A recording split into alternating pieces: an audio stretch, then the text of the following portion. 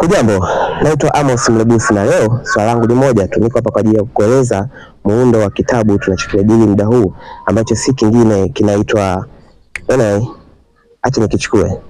Kinaitwa The Power of Self Discipline by Brian Tracy, ama wengi walizoea kukiita No Excuses. Hichi ni kitabu chenye muundo rahisi sana. It's a very short book kikiwa na pages za kama 142 kikiwa kimeandikwa kwenye sura 17 zilizogawanyika sehemu tatu, ambapo Brian Tracy alijaribu kugawanya sura hizi kutokana na main theme ya sura husika, ambapo kuna sura inazungumzia self discipline with personal development, kuna sura inazungumzia self discipline with sales, mambo ya economy, lakini pia kuna sura inazungumzia self discipline with personal health kama vile personal development. Personal development amezungumzia mambo ya health, amezungumzia mambo ya psychology kwenye hizo sura mbalimbali.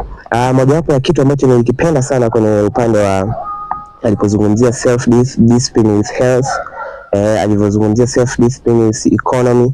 Kwenye upande wa economy kuna kauli moja ambayo amezungumzia ambayo ni Parkinson's law. Inasema kwamba expenditure rises to full income.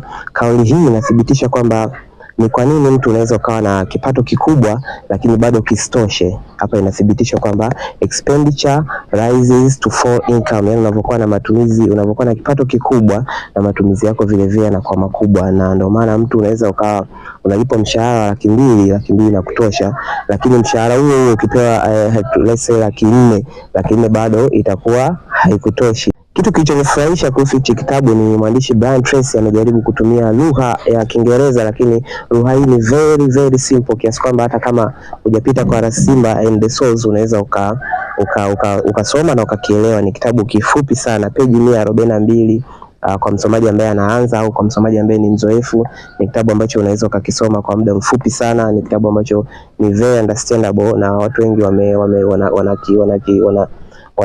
wanakishauri kukisoma, na ni mojawapo ya vitabu ambavyo unashauriwa kuanza navyo ikiwa wewe ni msomaji mgeni. It's a very nice book na kimetumia very simple language.